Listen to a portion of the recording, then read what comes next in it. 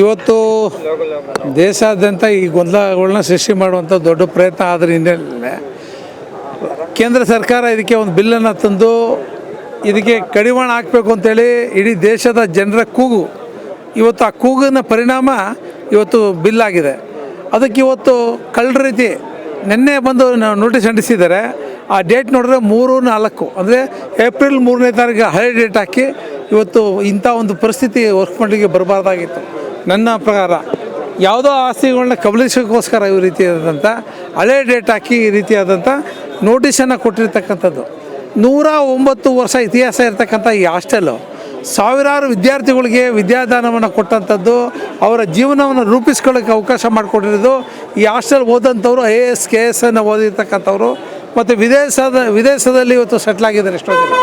ಅಂಥ ಬಡ ವಿದ್ಯಾರ್ಥಿಗಳು ಕೊಟ್ಟಂಥ ಧರ್ಮ ಸೆಟ್ರುಗಳು ಒಂದು ಜನಾಂಗ ವೈಶ್ಯ ಜನಾಂಗ ಆರ್ಯ ವೈಶ್ಯ ಜನಾಂಗದವರ ಒಂದು ಹಾಸ್ಟೆಲನ್ನು ಇವತ್ತು ಕಿತ್ಕೊಳ್ಳುವಂಥ ಒಂದು ಹುನ್ನಾರ ನಡೆದಿದೆ. ಅದಕ್ಕೆ ಯಾವುದೇ ಕಾರಣಕ್ಕೂ ಅದನ್ನು ಕಿತ್ಕೊಳ್ಳೋ ಪ್ರಶ್ನೆ ಇಲ್ಲ. ಅದ್ರ ವಿರುದ್ಧವಾಗಿ ಕಾನೂನಾತ್ಮಕ ಹೋರಾಟವನ್ನು ಮಾಡೋಣ. ಮತ್ತು ಈ ರಾಜ್ಯ ಈ ಒಂದು ಒಪ್ಪಂಡಿಗೆ ಏನು ಹಿಂದಿಂದ ನಿಂತ್ಕೊಂಡು ಕುಮ್ಮಕ್ಕೆ ಕೊಡ್ತಾ ಇರ್ತಕ್ಕಂಥ ರಾಜ್ಯ ಸರ್ಕಾರಕ್ಕೆ ಸೂಚನೆ ಕೊಡ್ತೀನಿ, ಮನವಿ ಮಾಡ್ತೀನಿ. ಸನ್ಮಾನ್ಯ ಮುಖ್ಯಮಂತ್ರಿಗಳಿಗೆ ನಿನ್ನೆ ಬಂದು ಇಲ್ಲಿ ಅಂಟಿಸಿರೋದಕ್ಕೆ ದಾಖಲೆ ಇದೆ. ನೀವು ಬಂದು ಕಳ್ಳರ ಥರ ಇಲ್ಲಿ CC ಕ್ಯಾಮ್ರಾಗಳಿದೆ, ರೆಕಾರ್ಡ್ ಆಗಿದೆ.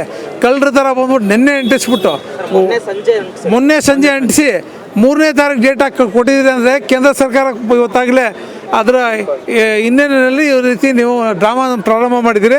ಇದು ನೇರವಾಗಿ ಗೊತ್ತಾಗುತ್ತೆ, ನೀವು ಇದಕ್ಕೆ ಎಷ್ಟು ಕಳ್ಳಾಟ ಆಡ್ತಿದ್ದೀರಿ ಅಂತ ಗೊತ್ತಾಗುತ್ತೆ. ಸಮಸ್ಯೆ ಇಲ್ಲ. ಒಟ್ಟಿನಲ್ಲಿ 13 ವರ್ಷ ಇತಿಹಾಸದಲ್ಲಿ ಏನು ಮನಮೋಹನ್ ಸಿಂಗ್ ಅವರು ಅವ್ರಿಗೆ ದಾಖಲೆ ಯಾವುದೇ ರೀತಿಯಾದಂಥ ಫಂಡಿಗೆ ಪವರ್ ಕೊಟ್ಟರೆ ಇಲ್ಲಿವರೆಗೆ ಸುಮಾರು 2 ಲಕ್ಷ ಚಿಲ್ಲರೆ 2,86,000 ಎಕರೆ ಒಂದು ದೊಡ್ಡ ದಾಖಲೆ. ಅಷ್ಟು ಭೂ ದಾಖಲೆಗಳಲ್ಲಿ ಇವತ್ತು ಸೆಂಟ್ರಲ್ ಗೌರ್ಮೆಂಟಲ್ಲಿ ರೈಲ್ವೆ ಬಿಟ್ಟರೆ ಹೆಚ್ಚಕ್ಕೆ ಇವ್ರದ್ದೇ ಹೆಚ್ಚು ಆಸ್ತಿ ಇರೋದು. ಎಲ್ಲಿಂದ ಬಂತು ಆಸ್ತಿ? ಯಾರು ಕೊಟ್ಟರು ನಿಮಗೆ?